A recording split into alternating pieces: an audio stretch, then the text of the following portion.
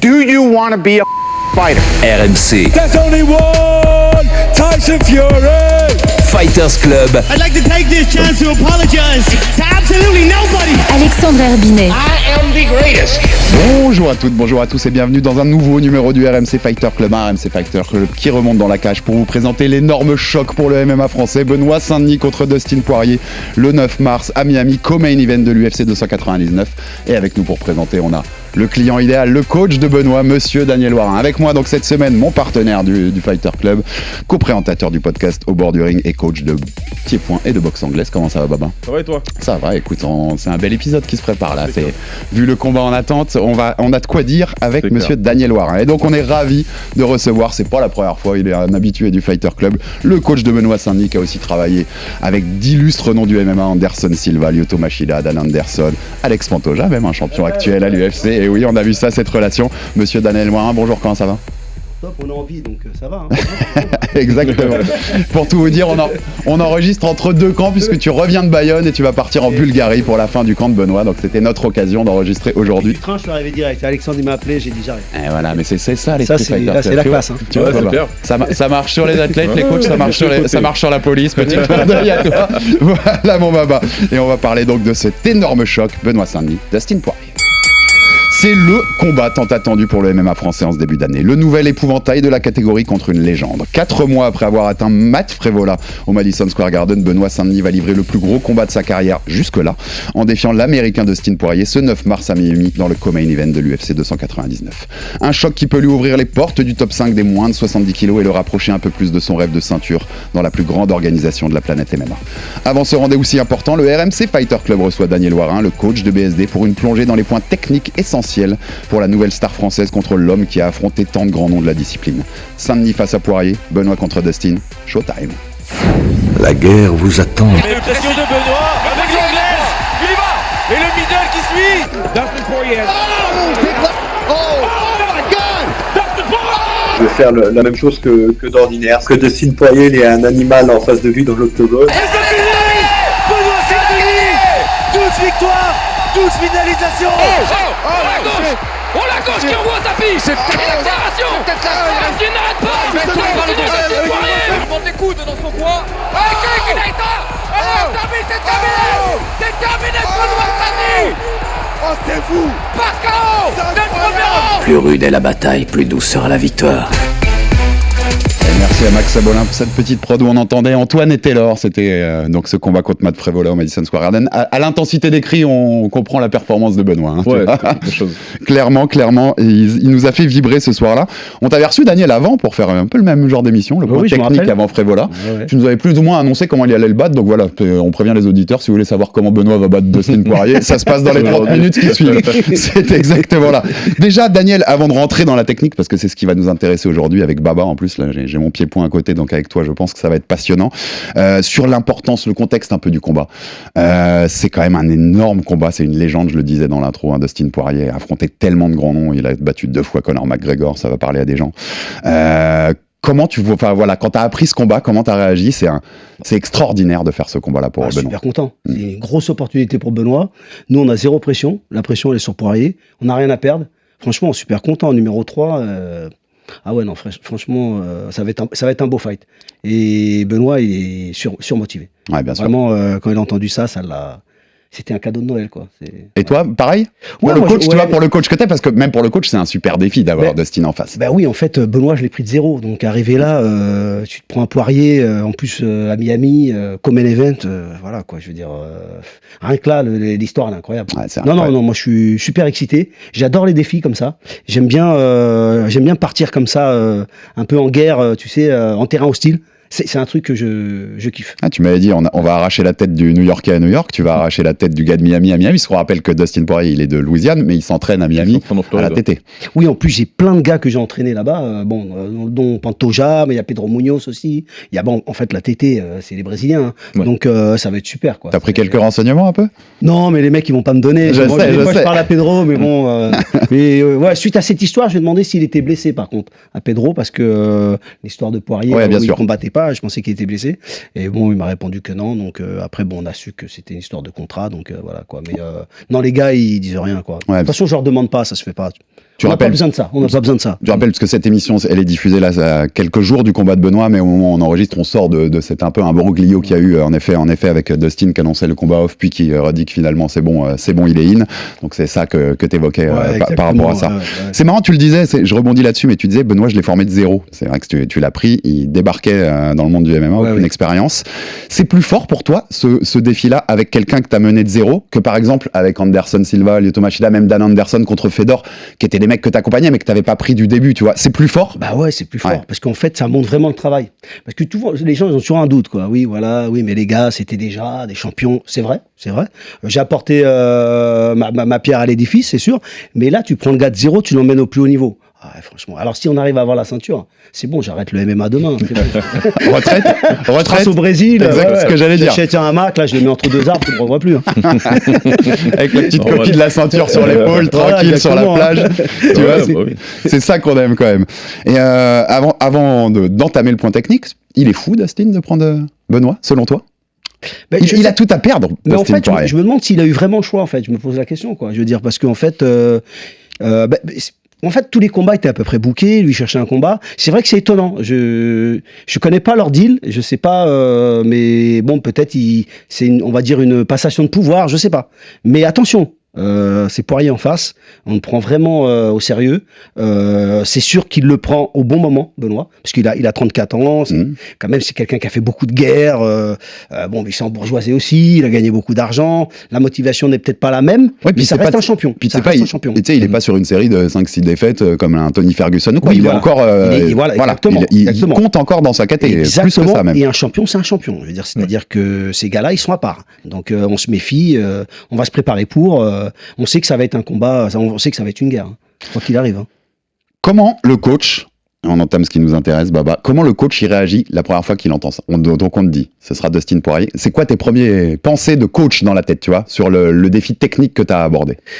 En fait, déjà, quand le combat est acté, déjà, je vais regarder ce que fait Poirier, pour dire la vérité, parce que ça paraît peut-être bizarre, mais j'ai pas beaucoup regardé de combat de Poirier, moi. En fait, comme je te dis, je me concentre, à partir du moment qu'il y a un nom, je commence à regarder, sinon ça m'intéresse pas trop en fait. Donc je regarde, j'observe, je vois que le gars il encaisse déjà. C'est un gars qui est dur au mal. Il prend des coups et des coups et des coups, il lâche pas. Bonne anglaise, précis, et en plus il travaille beaucoup. Il utilise bien son allonge. Je vois, il met beaucoup de volume dans ses frappes. Mais je pense que même en striking, je dirais que Benoît il a plus d'armes. Le Poirier a beaucoup plus d'expérience, beaucoup plus précis, je pense, cogne fort, mais nous on a plus d'armes parce que Poirier c'est plus axé boxe et il utilise aussi les kicks, de temps en temps les coups, tout ça, mais c'est plus isolé, c'est pas des combinaisons. Par exemple, je le vois pas faire du clinch. Le clinch Muay Thai c'est super important en MMA, on voit pas beaucoup, surtout les coudes, on voit pas tout ça. Beaucoup de coups de poing. Pareil, il vise beaucoup la face. Il ne va pas faire des changements de niveau, travailler au corps. Mais ça reste un mec dur, mais ça reste du MMA. Maintenant, la stratégie, on ne sait pas comment lui il va venir. Peut-être c'est la boxe, mais il va peut-être faire autre chose. C'est pour ça qu'on se prépare à tout. Mais c'est un défi. Moi j'adore. J'adore ça. Moi, ça se sent dans son œil. C'est clair. Comment t'expliquer? J'aime bien. C'est voilà quoi. Qui ose gagne. On y va. Voilà, on n'a rien à perdre. C'est royal. Même c'est une opportunité comme ça. T'en as qu'une dans la vie. Faut y aller quoi. Ça rejoint. C'est marrant ce que répond Baba. Ça rejoint ce que tu avais dit dans notre première émission qu'on a fait à l'annonce du combat, où tu disais parce que Matt Frévola, souviens-toi, avait fait un tweet où il disait c'est gaucher contre gaucher et je donne l'avantage à Dustin debout. Et Baba tout de suite t'avais dit je suis absolument pas d'accord avec ce qu'a dit Matt Frévola. Je vois pas encore une fois, plus je l'entends et plus je trouve ça un peu je vais pas dire bête parce que c'est méchant, mais je vois pas pourquoi parce que ce serait un gaucher en face, ça donnerait un avantage à Dustin Poirier. C'est plutôt l'inverse. Dans ce qu'on connaît, tu as cité beaucoup de choses, Daniel, de ce que Dustin fait. Il utilise les jambes, certes, mais pas de manière, on va dire, académique. Il va envoyer des low kicks, mais pas spécialement avec la hanche. Il va pas vraiment, tu vois, engager le corps. C'est pas quelque chose qu'il fait, tout simplement parce que c'est pas un kicker, c'est pas quelqu'un qui est né comme ça, c'est pas quelqu'un qui a appris ça. Il a appris, entre guillemets, il a appris le stand-up pour le MMA, si tu veux, mais vraiment avec beaucoup de boxe. Il a un coach de boxe anglaise qui le suit, donc il fait beaucoup d'anglaise à la patte, il n'y a pas de problème. Mais par exemple, c'est pas quelqu'un qui bloque les low kicks. Et McGregor lui a envoyé beaucoup de low kicks sur sa jambe avant et c'est pas quelque chose qui bloquait beaucoup alors que c'était pas spécialement des bons low kicks. On a vu un mec qui lui en a envoyé beaucoup et qui a failli l'arrêter sur les low kicks, c'était Jim Miller, tu vois, qui a utilisé cette technique à bon escient et ça a été compliqué. Je pense qu'il s'en souvient encore aujourd'hui. Donc, à mon avis, Poirier, c'est plus un casse-tête pour lui d'avoir un gaucher en face de lui qu'autre chose. Un droitier, il a l'habitude, il combat que des droitiers toute l'année. Je suis gaucher, je sais de quoi je parle. On combat que des droitiers tout le temps. Oui, il n'y a que ça. Donc, tu vois, c'est un peu comme ça. Donc, on apprend à force, c'est notre habitude. Et au contraire, quand on se retrouve face à un gaucher, ça peut être plus chiant. Mais, tu le citais, hein, on peut compléter en plus de Jim Miller, Michael Johnson, voilà. Cub Swanson qui switchait beaucoup. Connor, le premier combat, quand il est beaucoup plus Connor Prime, il embête aussi en tant que gaucher. Il a toujours eu du mal. Il a du mal. Et puis en plus, là, il se retrouve face à un gaucher qui utilise beaucoup sa jambe arrière. C'est pas juste n'importe quel gaucher, en fait, qui est en face de Dustin Poirier. C'est un gaucher qui a l'habitude d'utiliser sa jambe arrière et beaucoup. Et là, à ce combat-là, BSD, il aura une jambe devant lui. Certes, pour les middle, c'est différent. C'est complètement différent. Il n'y a pas de problème là-dessus. Mais sur les low kicks, il y a déjà une première clé. Je suis pas en train de dire. Oui, non, mais c'est vrai. Non, mais on va refaire rebondir Daniel dessus, parce que ce débat gaucher contre gaucher qu'on a déjà eu dans la première émission, il est intéressant. Ouais. Parce que pour les middle, notamment, qu'a beaucoup utilisé Benoît sur ses derniers combats, qu'on fait beaucoup de dégâts, que ce soit à Frévola ou au Brésilien, il est plus dans la garde ouverte. Il est dans la garde fermée. Qu'est-ce que ça change, Daniel? Mais en fait, je vais te dire, ça change rien. C'est pourquoi, quand tu te prends un middle dans la garde, que ce soit droitier, gaucher, déjà, ça te déséquilibre. Ouais. La garde, elle est verrouillée d'un coup. De toute façon, ok, c'est le bras droit, donc tu vas le blesser parce que s'il frappe du droit. Mais en fait, je sais pas si tu as déjà pris une mine super fort dans les bras, tu perds un peu l'équilibre. Pas plus du côté de Baba. Et donc, non. Puis Benoît, il a déjà tourné avec pas mal de gauchers. Moi, franchement, je calcule pas trop ça, quoi. Par contre, il fait pas mal d'erreurs techniques sur les saisies de low kick. Il anticipe beaucoup ça. Hein. J'ai vu pas mal et en plus, c'est automatisé. Il descend souvent les mains. On va voir. Mais bon, on explore tout. C'est-à-dire que l'idée, c'est quand même de faire quand même attention à sa boxe, mais aussi de le boxer. Parce qu'en fait, c'est du MMA, c'est pas de l'anglaise. Hein. Ouais. Et on s'en fout, quoi. Je veux dire, faut y aller aussi. Mais comme je dis, Poirier, anglaise très rapide, volume, et voilà, il va chercher essentiellement la face. Mais par contre, son point fort, c'est vraiment qu'il est résistant. Résistant en striking. Maintenant, sur les phases de lutte... Nous, on avait dit, je sais pas, désolé de te couper, il est fort dans la fatigue. Oui. Il est capable au 4 et au 5 de continuer d'avoir ce volume-là. Il va pas lâcher. Sauf, par contre, là où il crame, c'est quand même en lutte. En luttant au sol, il n'aime pas trop. En fait, ils se sentent plus à l'aise en stand-up. Quand il tourne, il met du volume. Dès que ça commence à lutter beaucoup contre la cage, on l'a vu avec les Khabib, Charles Oliveira. Voilà, exactement. Même contre Chandler, hein. Il a pris des takedowns d'une facilité. Bon, sauf que Chandler, il s'est un peu cramé parce que bon, il y allait comme un bourrin. Hooker aussi lui fait un peu l'embête aussi sur ces choses-là. Enfin, oui, il y a vraiment un chemin avec ça. Exactement. Et en plus, la cage, elle va être grande parce que c'est un UFC numéroté. Donc, il y aura beaucoup plus d'espace pour Benoît pour bouger. Parce que par exemple, pour rebondir avec Hooker, c'était une petite cage, c'était à l'apex. Donc, les mecs, ils sont cartouchés. Hein. T'as vu, c'est violent. Hein. Mais là, il y aura beaucoup plus d'espace. Mais voilà, quoi. Moi, comme je dis, Benoît, moi, je travaille sur Muay Thai. Il y a de l'anglaise, mais nous, on travaille le Muay Thai. Hein. Toutes les phases, que ça des clinch, coude, saisie, pas mal de genoux. Les genoux, il les prend pas. Hein. Les genoux, ça fait très mal. Et ce que disait Baba sur ce chemin aussi de cette utilisation de la jambe arrière pour aller vers les low kicks sur la jambe avant de Dustin qui sera sur cette jambe arrière de Benoît. Ça fait partie du plan. Enfin, ça peut faire partie des Ce qui est important, moi, je pense, ce qui est important, c'est de changer de niveau, pas faire tout le temps la même chose. Parce qu'il peut quand même bloquer, ce que j'ai dit à Benoît, parce que Benoît, il aime bien utiliser les calf kicks et tout. Ok, je lui dis, c'est 25 minutes de combat. Si tu te foires le pied d'entrée sur un genou, parce que t'as vu des fois les mecs, ils bloquent à l'arrache, ou ils font un pas de retrait, moi, je l'ai pris en tant que combattant, au premier round, j'avais fait un 5x3, j'ai kické le genou, je peux te dire, pour terminer le combat, c'est dur, hein, quand t'as plus d'appui. Hein. Donc, je lui ai dit, fais attention. Ce qui est important, c'est les changements de niveau. En termes de kick, mais en termes de points aussi. Et en termes de MMA aussi. C'est-à-dire qu'il faut faire beaucoup de changements de niveau, pas travailler sur le même aspect, travailler les contres, travailler tout ça, quoi. Mais ouais, il y a du boulot, mais comme je te dis, le défi est magnifique, quoi. Maintenant, c'est un 5x5, donc là, même au niveau de l'entraînement, on travaille un peu plus, c'est un peu plus long. On commence à mettre les entraînements un peu plus longs, je parle en intensité, on essaie de travailler le temps du combat. Et voilà, quoi, c'est... Baba, est-ce que tu as d'autres questions aussi sur ces termes de striking? Je sais que t'en as plein. Non, après, c'est plus au global, mais ma première question, ce serait justement, on voit que déjà, en un peu de visionnage, t'as bien cerné Dustin et t'as bien cadré ce qu'il fallait faire. Moi, ma question, face à l'annonce d'un top, d'un mec qui est là depuis longtemps, qui a fait tout ce qu'il a fait et qui a encore pas mal de choses à faire, est-ce que c'est pas plus facile de tomber dans le piège de se dire, je vais faire plus attention à ce que lui, il fait, plutôt que de travailler sur mes phases offensives à moi, sur les points forts de Benoît? Est-ce que vous allez plus travailler sur les points forts de Benoît ou est-ce que vous allez plus travailler sur ce que Dustin est capable de faire et apporter une réponse? Ah non, Dustin, on le calcule même pas, on s'en fout de lui. Nous, on travaille sur Benoît. Moi, je travaille que sur les qualités de Benoît. On sait que l'anglaise est dangereux, mais c'est tout. Mais après, nous, on travaille sur ce qu'on... De toute façon, moi, tous mes combattants, on se concentre sur mon gars, quoi, sur ce qui fait le mieux. Et bien sûr, on travaille ses défauts, mais on travaille ses qualités. Et ça va être offensif, non, c'est Benoît. Voilà, ah oui, parce que sinon on perd le combat avant d'entrer dans la cage. Parce que si tu commences à anticiper ce qu'il va faire, de toute façon ça va trop vite, tu peux pas. Donc non, on le calcule pas en fait. Non. Tu sais pourquoi je te pose cette question-là? Parce qu'à chaque fois qu'un Français s'est retrouvé dans un grand combat, il y en a eu plusieurs ces dernières années, des Français qui ont eu des gros combats. À chaque fois, le public, et même un peu les médias quand même, il y a eu un focus sur les qualités de l'autre mec. Oui. Et sur qu'est-ce qu'il faut pas faire pour que le Français ne perde pas, tu vois. Oui, mais tout le temps, mais oui, c'est clair. Sauf que Benoît, lui, il s'en fout, lui. Benoît, lui, tu parles, ça rentre là, ça sort de l'autre côté. Le jour J, leur hache, on va le préparer déjà mentalement, tu sais, même déjà dans le vestiaire. On va rentrer, ça va être une guerre. Il y a pas de... Parce qu'en fait, ces genres de combats, il faut pas que tu regardes le mec comme un fan, tu vois. La grosse erreur, quand tu prends des tops comme ça, on a vu un peu Gann avec John, je rebondis là-dessus, mais c'est la vérité. Il a vu quelque part, il a été fan de John, il le voit en face de lui, il s'est pas libéré. Tu vois qu'il était hésitant. Tu vois complète, moi je pense même pas que c'est le côté fan, parce qu'on sait que Cyril suivait pas forcément trop le MMA, mais je pense, je l'avais dit dans le débrief, quand Bruce Buffer dit dans la cage The one and only John Jones, je pense que tu le prends dans la tête, quoi. Tu réalises, waouh, le mec qui est en face de moi, et en fait tout ça cogite, quoi. Ah oui, voilà, mais tu sens qu'il a hésité, c'est pour ça parce que moi je le voyais favori. Mais Benoît, nous on va pas rentrer dans cet esprit-là.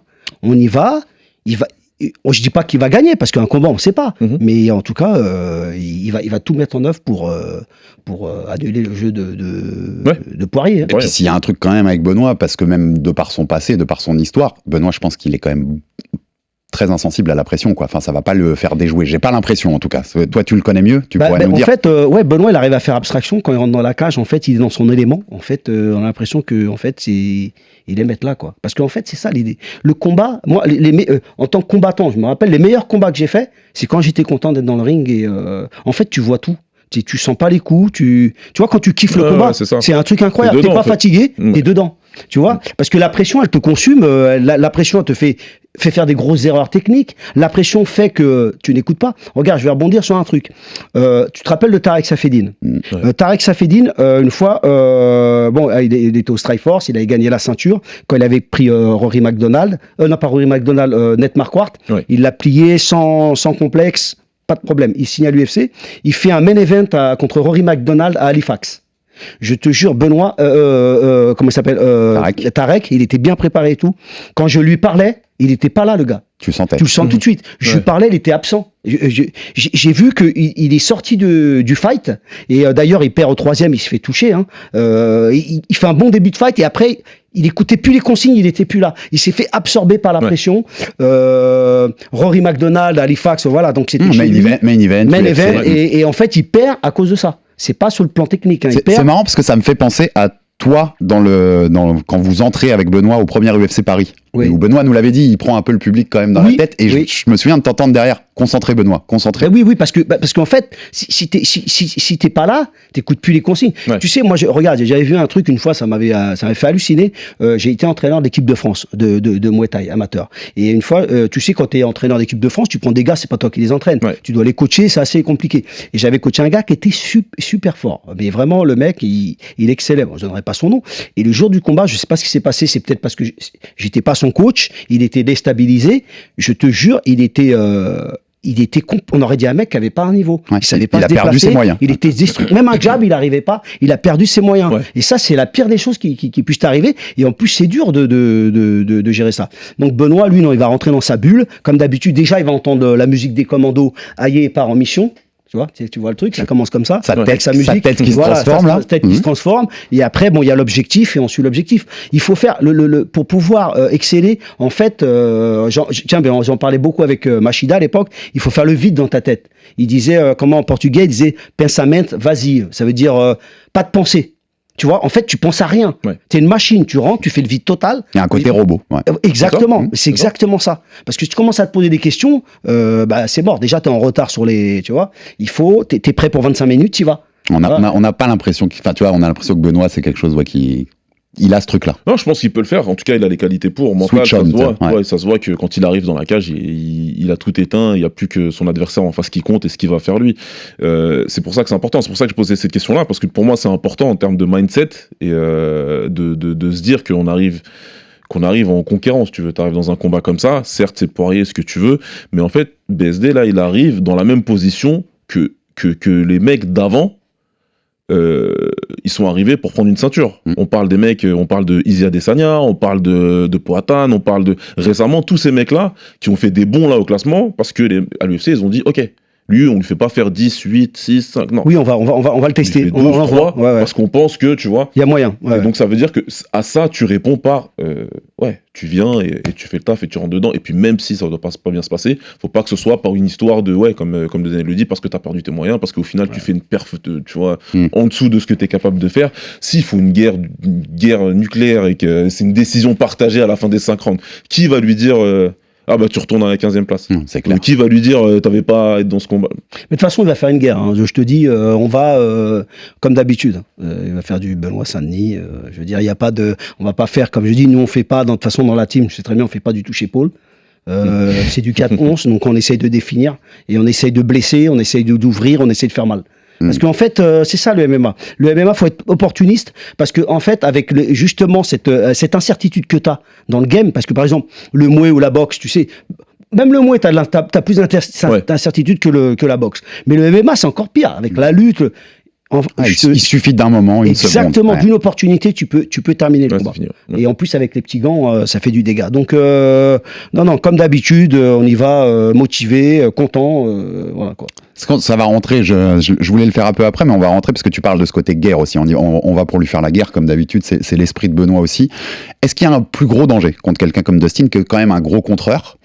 Est-ce qu'il y a notamment sur le premier round, toi dans ta tête, tu dis il faut quand même aller à la guerre, mais faire gaffe attention. Un peu parce que ne pas prendre le mauvais coup. Oui, mais aller à la guerre, mais technique. C'est pas aller à la guerre bagarre de rue. C'est aller à la guerre structurée. Quand on veut dire aller à la guerre, être offensif, être agressif, c'est ça, c'est dans ce sens-là que je dis. C'est pas rentrer bagarre et se prendre un contre. Non. C'est vrai que c'est un combat de 25 minutes, mais connaissant Benoît, il va le pousser à ses limites, en fait. Et tu t'imagines, c'est ce que Baba nous disait ça dans le premier épisode qu'on faisait, il disait qu'il imaginait bien que Dustin initie la guerre pour essayer de déstabiliser Benoît, de le mettre un peu sur son pied arrière. Tu l'imagines faire ça? Bien sûr, tout est possible. Tu sais, les combats, t'as beau mettre en place des stratégies, je le dis tout le temps, des fois le gars il arrive, mais t'as pas compris en fait. Ça nous est arrivé même avec Benoît, il avait pris un lutteur, on regardait les vidéos, le gars il strikait tout le temps, il arrive contre Benoît, bam, takedown direct, il travaille au sol. Tu sais, t'es un peu déstabilisé, c'est pour ça qu'il faut tout travailler, parce que tu sais pas comment il va arriver, il a quand même un bon jeu de sol, voilà, ça reste du MMA, donc il faut être prêt à tout.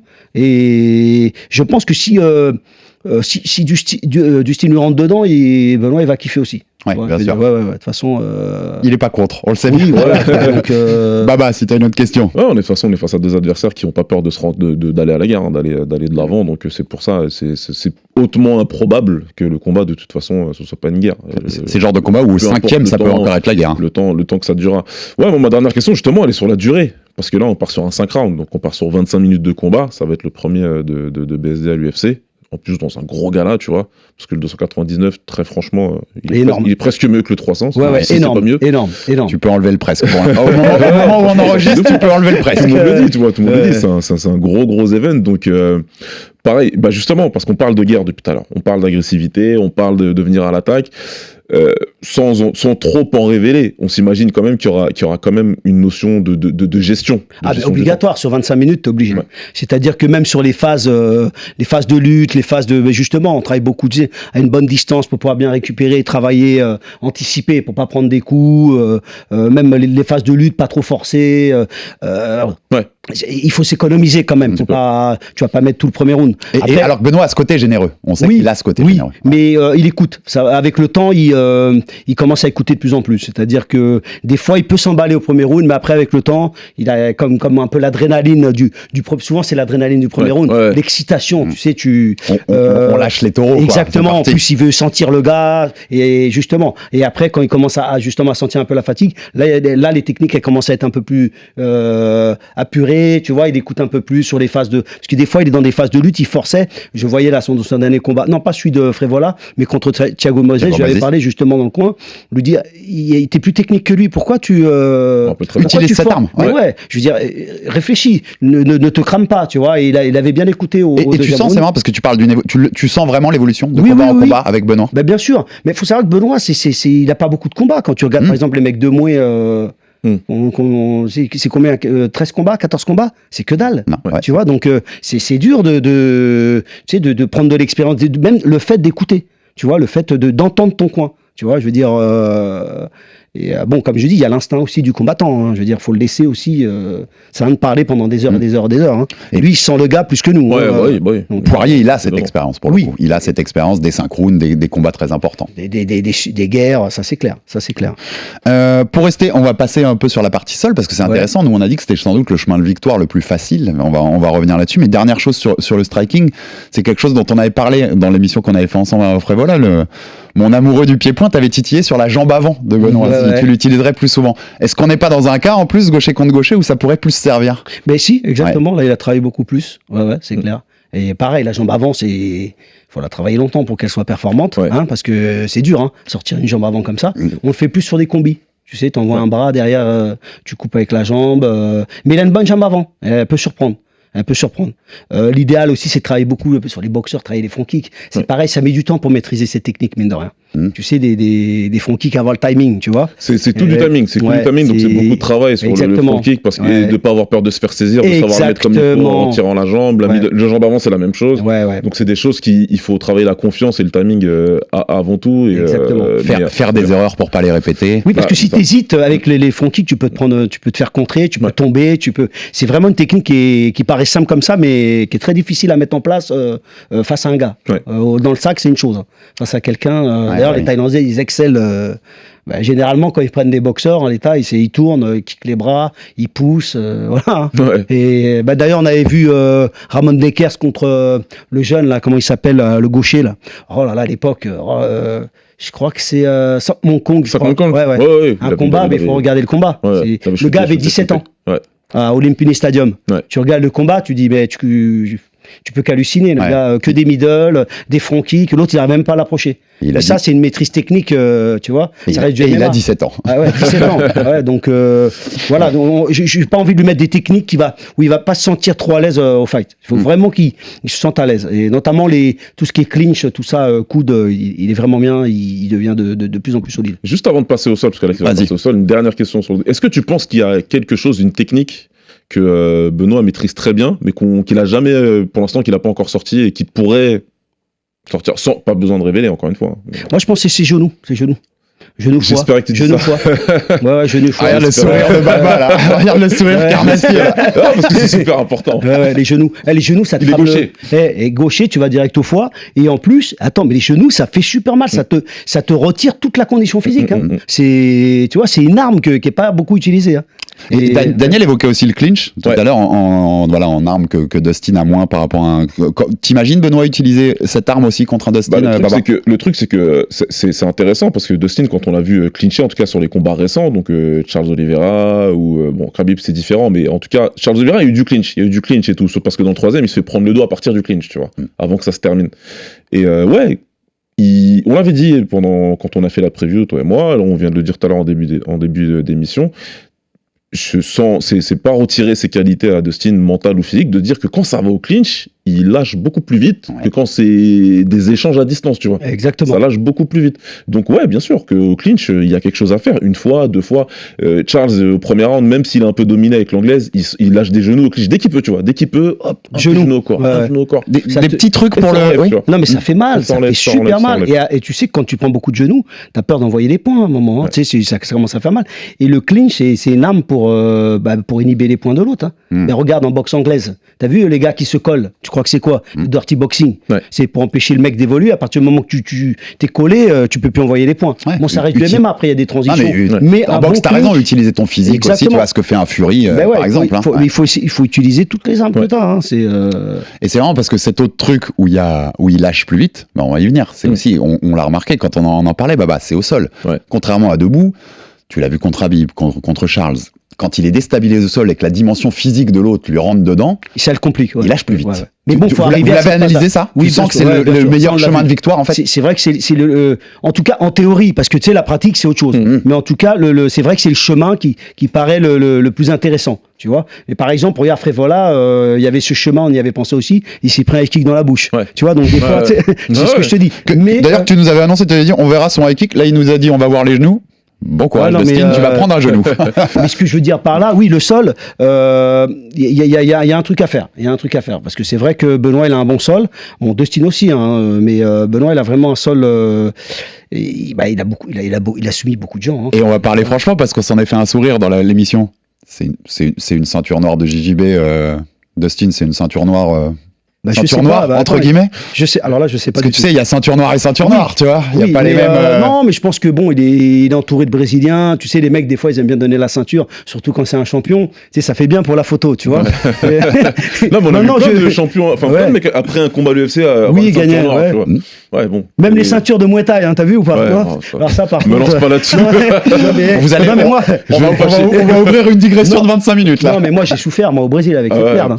Je me suis embrouillé avec les Brésiliens. Oui, je suis ceinture noire de Muay Thai. Alors moi je lui disais écoute arrête de dire n'importe quoi, ça n'existe pas les ceintures, embrouille. Ceinture noire de Muay Thai. Je lui dis mais c'est horrible. C'est horrible quoi. Et encore les Brésiliens sont ratés à la ceinture noire. Les Américains ils ont inventé des ceintures bleues foncées ou je sais pas quoi. Non mais au Brésil aussi il y a plusieurs couleurs. Faut vendre le truc. Non là c'est chaud. Là c'est chaud. Ouais là non il y a un petit problème à la base quand même. Je vais arriver après le fight si Benoît il gagne je vais lui filer la ceinture noire de Muay Thai.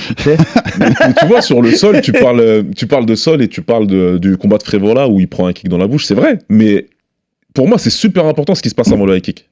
Oui. Je pense que Benoît il décourage beaucoup Frévola avec ce qui se passe avant. Mais bien sûr. Mais bien sûr. En fait, Benoît il m'a dit même moi quand j'ai vu Benoît là contre Frévola, j'ai dit putain, ça a l'air facile quoi. T'as vu, il est tombé, il s'en foutait. Il s'en foutait complètement. Il sentait même pas. Et j'ai senti Frévola tout. Il le retourne, il se relève en 2 secondes. Ouais. J'ai dit c'est chaud. Ouais. Là il y a pas un moment où tu te dis. Aucun danger. J'ai pas senti le danger une fois. Même quand il était sur le dos, j'ai pas, tu vois. Donc ça, c'est l'importance de son sol. Je pense que c'est important. Non, oui, il a une grosse pression. Être capable de retourner avec quelqu'un aussi facilement que ça et te relever parce que tu as envie de te relever. Puis on a vu quand même, Poirier, il tombe facilement. Je l'ai vu contre, comment ça s'appelle, quand on lui met la pression, on fait des changements de niveau, justement, il tombe facilement en lutte. Il n'a pas une défense de lutte incroyable. Ouais, c'est ça. Ça va jouer beaucoup, je pense aussi dans cette idée-là. C'est clair. Faut comprendre que nous on va là où le chemin est plus facile pour gagner. Ouais. C'est-à-dire que si pendant le combat il va démarrer, si on voit des failles, on va dans la faille. Hein. C'est comme ça. Hein. Tu vois, au Brésil, les gars ils disaient c'était du simple. Hein. Si le gars est trop bon debout, va au sol. S'il est pas bon, s'il est trop fort au sol, va debout. Bah, c'est tout simple. Hein. Ouais. Tu vas là où il y a la faille. Et cette idée dont on parlait tout à l'heure de rester fort dans la fatigue, que Dustin a déjà prouvé à plusieurs reprises, des 4-5e rounds où il revient très fort, même s'il a pris une furie avant. Toi, c'est un truc que tu prépares aussi, Benoît, même au-delà du physique, mais mentalement. Oui, lui dire, ça se trouve, au 5e, le mec va revenir très fort. Quoi. Justement, là, on commence à le préparer. C'est-à-dire que même dans le dur, des fois, je le laisse un peu dans la merde. Okay. C'est-à-dire que si je vois qu'il crame, je le laisse pour qu'il sente. Parce que quand tu sens que t'es vraiment mal, là il va falloir que tu trouves d'autres armes pour pas, tu vois ce que je veux dire, tu développes quelque chose, tu vois, tu développes une stratégie, c'est une stratégie pour justement pouvoir résister justement à cette pression quand t'es cramé. Et ça on le travaille à l'entraînement. Hein. À un moment il est trop fatigué, s'il prend un mec un peu plus frais, tu sens qu'il a baissé de régime et l'autre mais tu le laisses un peu dans la merde, tu vois, c'est-à-dire tu le laisses le temps un peu couler et tu vois comment il réagit, tu vois. Ah oui, mais tout est entraînement en fait. Hein, en tout cas, on vient d'apprendre que Benoît Saint-Denis fatigue. Oui, mais surtout en début de camp. Mais surtout en début de camp. Tu sais, c'est pour le clin d'œil. En début de camp, tu fatigues. Hein, tu sais, parce que quand tu rentres dans le dur, voilà quoi. C'est. Mais cette dimension à Baba, on l'a dit. Contre des hookers, des Holloway, il fait mal au 5e round ou au 4e. Il a fait mal. Il a réussi à prendre le dessus contre Hooker particulièrement. Au début, pour lui, c'est compliqué, mais après, il prend le dessus à la longue et Hooker, il en peut plus. Tu vois, il a plus rien, mais il est resté. Mentalement, il a été fort Hooker d'ailleurs, hein, parce que les 2 derniers rounds, c'est dur pour lui. Donc, il y a des combats comme ça où il a réussi à s'imposer sur la distance. Maintenant, après, voilà, on sait pas. Tu peux pas comparer les qualités mentales de l'un et de l'autre, de tel adversaire à tel adversaire, donc c'est difficile à dire, tu vois. De ce qu'on connaît en tout cas de BSD, ça a l'air. Mais surtout que Hooker, ça tournait pas mal debout, hein, quand même. Ouais. C'était là, voilà, le Hooker, c'était un beau combat, mais je pense qu'il est rentré un peu dans le jeu de Poirier. À toi, à moi, ça envoie, et l'autre, il excelle quand même, hein, Poirier. C'était particulier parce que Hooker à distance, il dominait, quoi. Ouais. Quand il restait dans ses armes, parce qu'il est meilleur kickboxer Hooker que Poirier. Et quand il est resté dans ce qu'il savait faire, bah, il dominait. Après, dès qu'il a commencé à se rapprocher et à balancer des crochets larges et faire des trucs, bah, il s'est fatigué, il a vidé toute son énergie, il a pas pu le descendre. Et puis derrière, c'est ça le gros problème, parce que taper, ça fatigue. Et quand t'as un mec résistant comme ça, il faut pas t'amuser à taper comme un bourrin, parce que justement, tu t'épuises. Et il faut vraiment trouver les bonnes techniques pour pouvoir le terminer. Et oui, le sol, ça peut être une option. Il faut trouver l'option, quoi, parce que c'est vrai qu'il est résistant. C'est-à-dire qu'il peut prendre beaucoup de coups à la tête, il lâche pas, hein, quand même. Hein. Ouais. C'est incroyable. Hein. Par contre, ce que disait par exemple, c'est un très bon exemple, c'est ce combat contre Charles, où Charles domine, où Dustin domine un peu en anglais sur le premier round, même si Charles, comme tu disais, les petits genoux, les petits trucs, il fait des petits trucs qui commencent le travail de sape, et puis à partir du deuxième, la dimension physique de Charles joue dans cette lutte et dans ce sol, et il renverse totalement le truc. Oui, mais il a fait un excellent combat. Et Dustin lâche au troisième, quoi. Il lâche au troisième. Mais en fait, moi je pense, hein, le secret avec Poirier, c'est mixer. C'est pas rester dans un domaine, c'est vraiment mixer entre le strike, la lutte, le sol. Vraiment, ça c'est un truc, ça peut lui faire du MMA. Voilà, exactement, faire du MMA avec lui, ça peut l'épuiser. Faut pas rester dans un registre. C'est surtout le registre striking. Ouais. C'est là où vraiment il est mentalement fort, il est précis, il tape fort, il encaisse. C'est une galère. C'est-à-dire que c'est une galère. Donc il faut aller le chercher vraiment là où un peu comme un Charles de Oliveira. C'est vrai que Charles de Oliveira, tu vois, il a mixé. Il était debout, à un moment il attaque, il le soumet dans le dos debout, je crois, c'est ça. Hein. Ouais, c'est ça. Alors qu'il a été touché à un moment, je pense. Hein. Ouais, il est bien touché dans le premier. Mais il revient et il met en place son travail et ça fonctionne. Mais c'est exactement ça. Il a travaillé sur toutes les zones. Charles debout, il a travaillé. Au clinch, il a travaillé. Dès qu'il a pu au sol, il a travaillé. Et ça crame un combattant. Nous, à l'entraînement, c'est ce qu'on fait. Hein. Les entraînements de MMA, on travaille toutes les dimensions. Tout le temps pour déjà pour travailler le cardio, parce que c'est un cardio particulier. Hein. Tu étais par terre, tu te lèves, tu strikes, tu vas en lutte, et on fait ça tout le temps. Ouais. Donc pour que le gars justement se sente à l'aise, quoi. Mais c'était intéressant de le citer, je trouve, parce que il y a un monde où le scénario pourrait être similaire dans ce combat-là, tu vois. Ouais, bien sûr. Où Benoît fait une Charles en fait. Bien sûr que oui, ce monde-là il existe et en plus il existe de plus en plus parce que Dustin, il a beaucoup de guerres, beaucoup de guerres et ça finit par à un moment, ça finit par faire son effet, et tu vois là on l'a vu le combat contre Geji, il est plutôt bien dans le combat, il est plutôt bien, le high kick il le voit un peu venir en fait, hein, parce qu'il monte ses mains, il se protège, mais il prend et il tombe, tu vois, donc après on peut que spéculer sur est-ce que c'est parce que il commence à faiblir un petit peu ou quoi. En tout cas tout ce qu'on dit depuis tout à l'heure, c'est qu'il y a la place. Oui, franchement c'est pas voilà quoi, je veux dire il a 2 bras 2 jambes, hein. C'est un être humain, hein, c'est pas non plus. C'est pas Robocop en face, hein, tu vois. Faut y aller, pas le respecter, c'est tout. Hein. Si tu y vas mentalement, si t'es là, t'es craintif, c'est Poirier.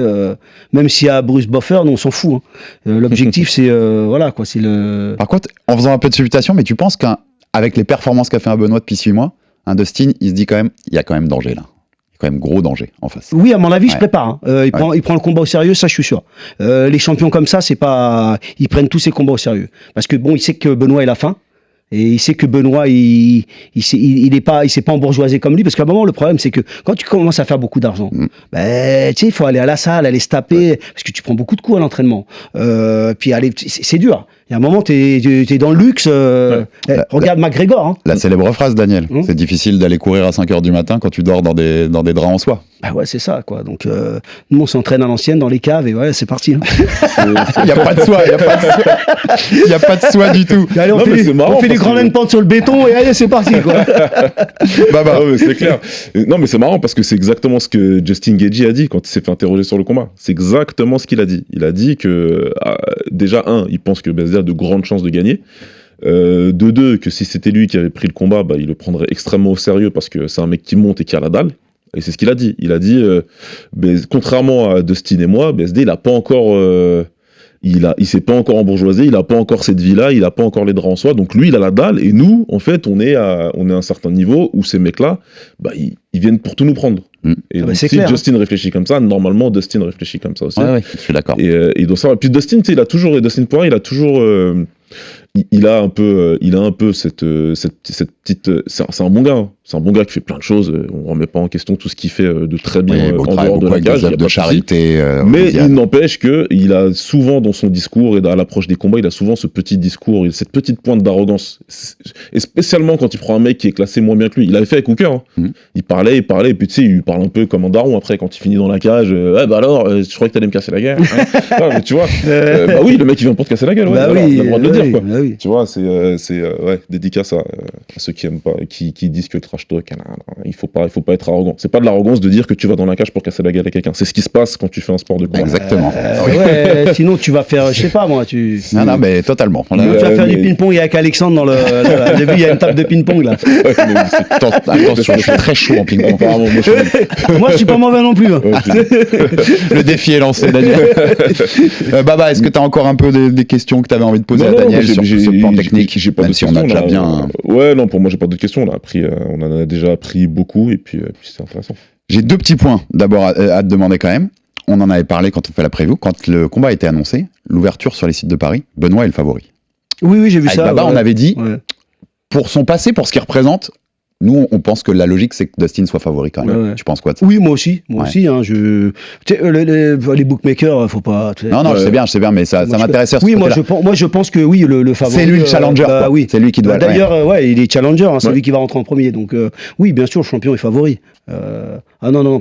Puis moi, de toute façon, ces trucs de favori, pas favori, on calcule pas ça, parce que voilà. Pour moi, il y a pas de favori. En fait, en gros, il y a pas de favori. Tu rentres dans la cage, c'est le gars qui va être le mieux préparé, qui va être le mieux ce jour-là, à ce moment-là, qui va le remporter. C'est comme ça, c'est très aléatoire. Hein. Tu sais que, comme je dis tout le temps, dans une fight week, tu peux foirer toute ta prépa. La fight week. Ouais. Ça se passe mal, tu foires, t'as mal dormi la veille du combat. T'as fait un cutting trop radical, t'as pas récupéré. Ah oui, donc c'est vraiment celui qui va arriver en pleine forme qui va faire la différence. Mais lui, je pense que oui, il est favori par rapport à l'histoire, à tout ce qu'il a fait. Oui, ça paraît logique. Et la dernière, c'est plus sur de la projection, mais tu nous connais, les journalistes, je suis obligé d'avoir ce genre de questions. Oui, bien sûr. S'il bat Dustin, notamment de façon spectaculaire, pour toi, c'est le titre derrière?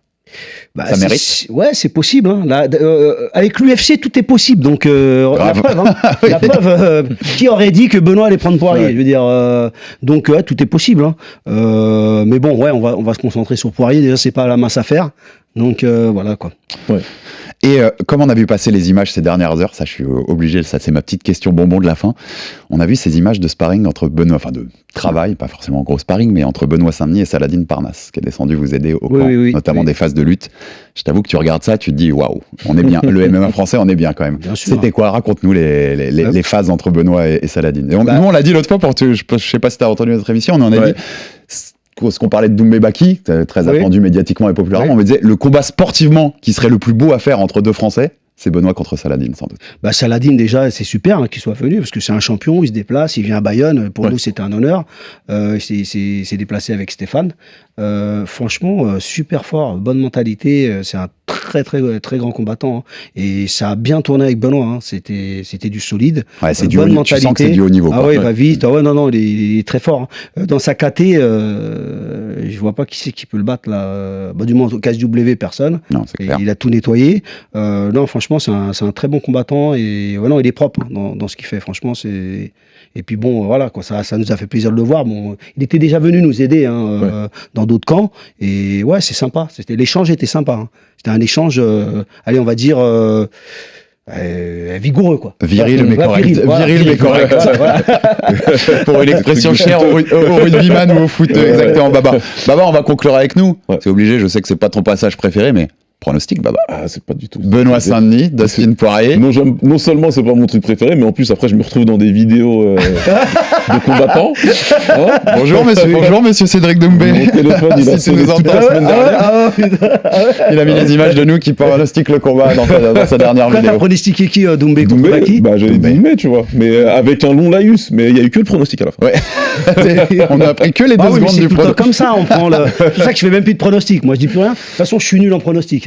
Il faut pas que je donne le nom, sinon le gars il va perdre. Ah, mais tu lui dis ce que tu veux. Mais non, non. Pronostic pour ce combat. Par contre, contrairement au pronostic que j'ai donné avant, où pour moi il y a beaucoup d'inconnus dans le combat qu'on vient de citer, celui-là, moi, j'ai beaucoup de données, beaucoup de data. On a vu les combats des deux, on a les données sur qui vient, qui monte, etc. Moi, je crois fermement que BSD peut gagner et avant la limite. Je me mouille, je le fais pas tout le temps, mais là, je me mouille. Avant la limite. Ça c'est bien parce que c'est le bonus. Hein, Exactement, le petit truc en plus. Ah, faut payer les factures, hein, les familles nombreuses. On bonus. Là, c'est le genre de combat où après, si ça gagne, les factures seront plus faciles à payer. Exactement. Ah oui. En plus à Miami après. C'est un truc. C'est pas. Voilà. Je dis pas parce que Daniel est là ou parce que c'est BSD ou je sais pas quoi ou non. Si je pensais que c'était pour Aki, que si j'avais cette conviction-là, je le dirais. Mais très franchement, avec les armes qu'il a et pour moi, il n'y a pas qu'un seul chemin en plus pour la victoire. Ouais, je pense vraiment qu'il peut le battre avant la limite. Je pense pas que ce soit au premier, enfin c'est pas comme ça que je le vois, mais voilà, à l'usure, je pense qu'il va l'user et le terminer. En tout cas, moi je vais donner mon prono aussi, c'est un combat fabuleux, on rappelle, c'est un super combattant, Dustin Poirier, discipliné, agressif, il tape fort, il fait mal des deux bras, l'anglaise est difficile à lire, on l'a vu aussi. Il est toujours dans l'agression, en tout cas ces dernières années. Un des rares, j'avais aimé ta réflexion, Baba, tu disais, dans toute cette génération, les Chandler, machin, c'est un des rares qui continue de progresser, t'as l'impression, avec le temps. Tu vois, il a pas eu. Il est meilleur qu'il y a 10 ans. Voilà, pour l'instant, il a pas eu cette descente, tu vois. Donc c'est un sacré défi. Mais je vais te le répéter parce que Baba sait que je l'ai déjà dit plusieurs fois dans l'émission. Pour moi, Benoît, il marche sur tout le monde dans cette caté jusqu'à Charles et Islam, qui sont 2 autres animaux. Donc je vais continuer à le dire et je pense qu'il marche sur Dustin. Enfin, quand il marche, je suis gentil, hein, c'est Dustin en face. Il va pas non plus le rouler dessus. Mais soumission. Victoire par soumission de Benoît avant la limite. Sans doute plus 3/4e, le temps que ça. Où ça sent les paris là, ça sent le les temps paris. Que ça fatigue le temps que ça fatigue du côté de Dustin, mais voilà. On est sur le même pari. Je veux pas te demander le tien, Daniel. Hein, de toute façon, non, voilà. écoute, moi je calcule pas ça. On va au fight. Vas-y, ton prono, donne-nous ton dernier message. Tu vois, message à Dustin, message au monde. Qu'est-ce que vous allez faire à Miami le 9 mars on va faire, en tout cas, ça va être un beau combat. Tout ce que je peux, ça c'est le pronostic que je peux dire, c'est qu'il va arriver prêt. Et ça sera une bonne guerre. Après, bon, le résultat, voilà, on verra. Hein. Qui vivra verra. Exactement. Merci beaucoup, Daniel Warren, en tout cas pour ta présence. C'est toujours un régal, hein, Baba. Et à chaque fois qu'on pourra le faire avant les combats de Benoît, on le fera avec grand plaisir. Et puis on sera tous derrière Benoît. Donc envoie-lui plein de force de notre part. Parce que tout le MMA français, quand je dis nous, c'est tout le MMA français qui sera derrière parce que c'est énorme s'il le fait qu'au main event de l'UFC, quand même, d'un UFC numéroté. C'est quand même assez rare pour être souligné. Surtout face à une légende. Abonnez-vous sur toutes les plateformes pour rater aucun épisode du RMC Fighter Club. Envoyez-nous de la force, des commentaires, des pouces bleus, ça fait toujours avancer le bousin. Vous retrouverez bien sûr ce combat sur RMC Sport, ce sera à suivre à la télé chez nous. Et à très vite pour un nouvel épisode du Fighter Club. Merci Baba, merci Daniel, à très vite. Salut tout le monde. Les gars, à plus. RMC Fighters Club.